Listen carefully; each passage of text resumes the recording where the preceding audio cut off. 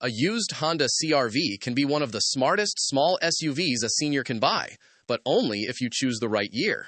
Choose the wrong one, and that same reliable Honda can become the vehicle that annoys you every week with weak air conditioning, uncomfortable vibration, fuel-smelling oil, noisy driving, expensive repairs, or technology that makes the car feel more stressful than helpful.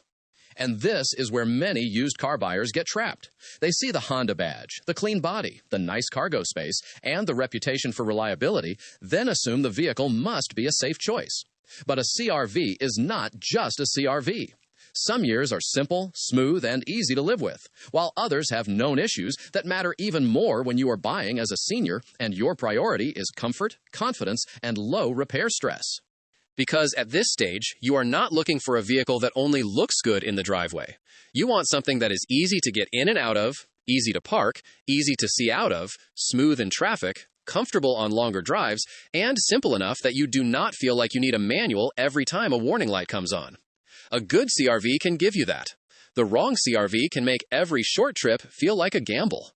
So in this video, I am going to show you the 4 Honda CR-V years I would be very careful about or avoid, and the 5 Honda CR-V years I believe are more worth buying for seniors.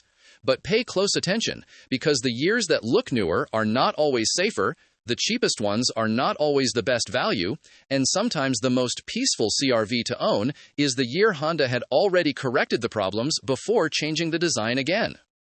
Let's start with the worst years first, because avoiding one bad CR-V can save you far more money than chasing the cheapest deal online. The first Honda CR-V year I would tell senior buyers to avoid is the 2002 model, especially if the air conditioning system has not already been properly repaired. Here is the trap with this year. From the outside, the 2002 CR-V looks like a simple, honest, practical SUV. It is not too big, visibility is good, and parking is easy.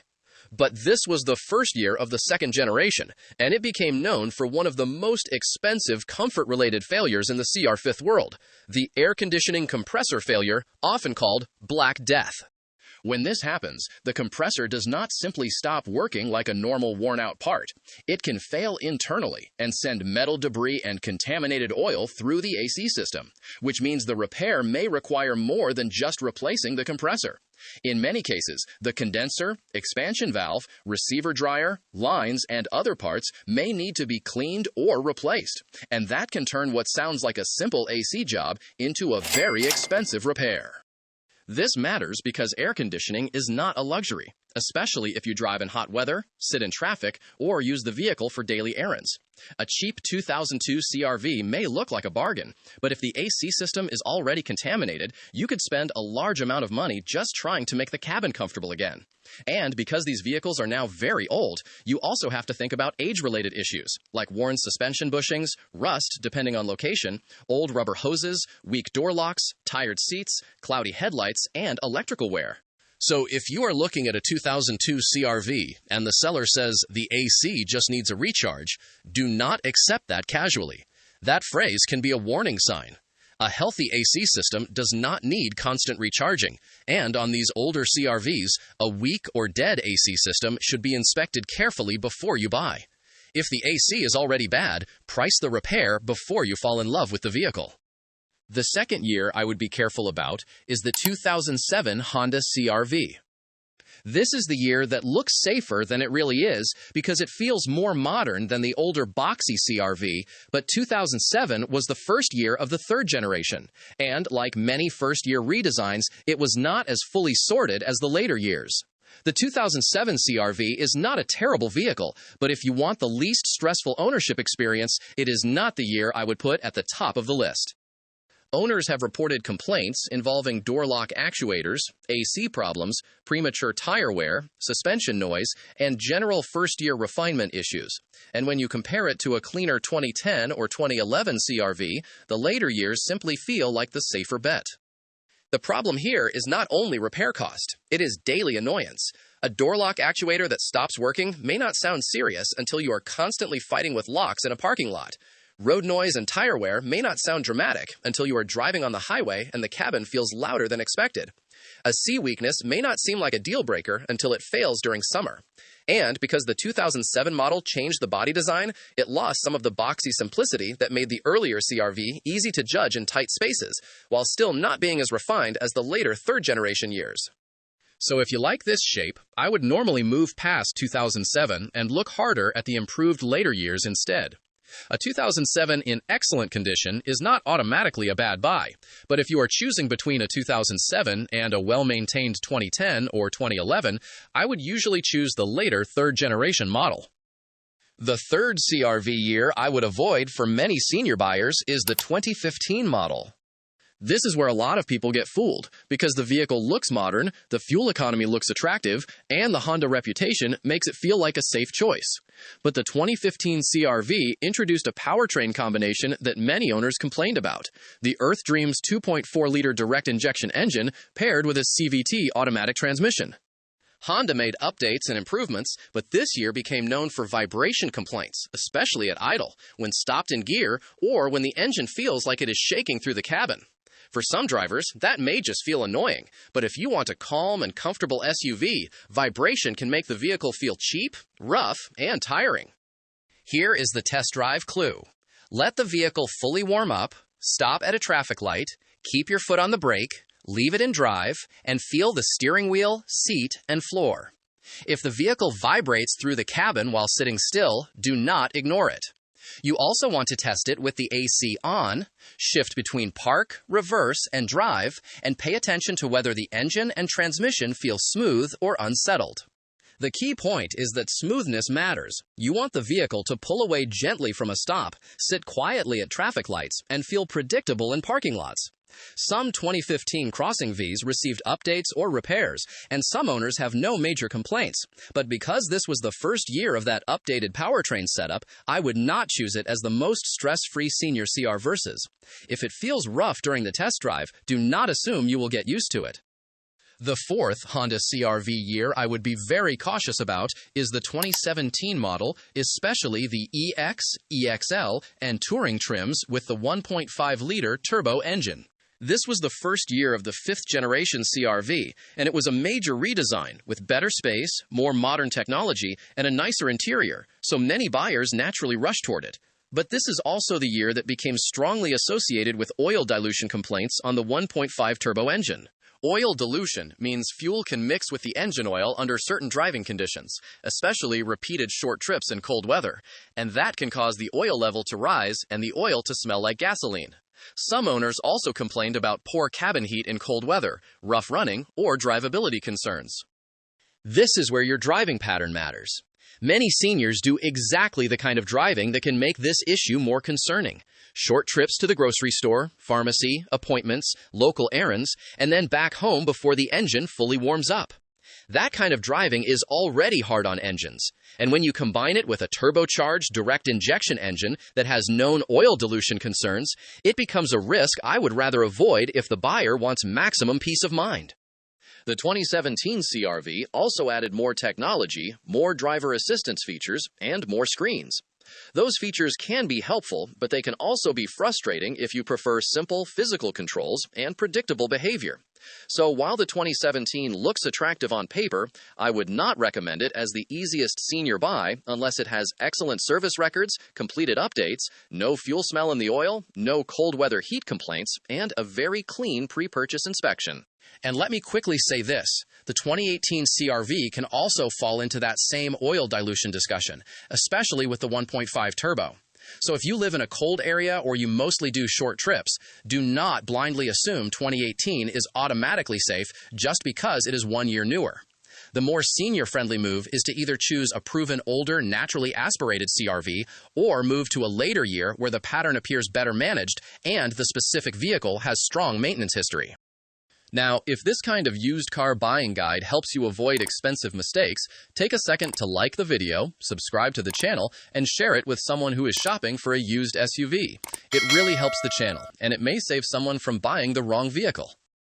Now let us move on to the Honda CR-V years I would actually recommend, the ones that make more sense if you are buying for long-term ownership and you want something practical, comfortable, and worth the money.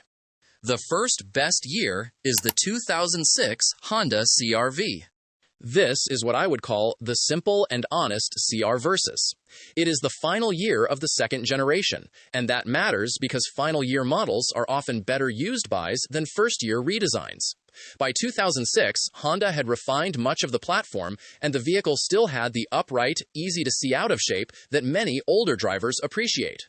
It is not fancy, and it will not feel luxurious compared to newer SUVs, but it has a practical cabin, straightforward controls, good visibility, and a size that makes parking easier than many newer compact SUVs that have grown larger over time. If you want a low-cost, simple SUV, the 2006 CR-V can make a lot of sense, but only if it has been maintained properly and inspected carefully. Because of the age, you must check for rust, oil leaks, suspension wear, engine mounts, AC performance, and the condition of the headlights, tires, and brakes. The AC system is especially important because this generation has a history of expensive compressor problems, so do not buy one with weak air conditioning unless you have priced the repair properly. But if you find a clean 2006 with service records, cold AC, no rust problems, and smooth shifting, it can be one of the most senior-friendly older CR-Vs because it is simple, easy to understand, and not overloaded with technology. The second best year is the 2011 Honda CR-V. This is one of the strongest sweet spots in the CR-V lineup because it is the final year of the third generation, which means it benefits from years of improvement after the 2007 redesign. The 2011 CR-V still uses a proven naturally aspirated engine and a conventional automatic transmission, and that combination is exactly what many buyers should look for if they want something smoother, simpler, and less complicated than some newer turbo and CVT setups. The 2011 CR-V is a quiet winner because it does not try too hard. It simply does what a CR-V is supposed to do.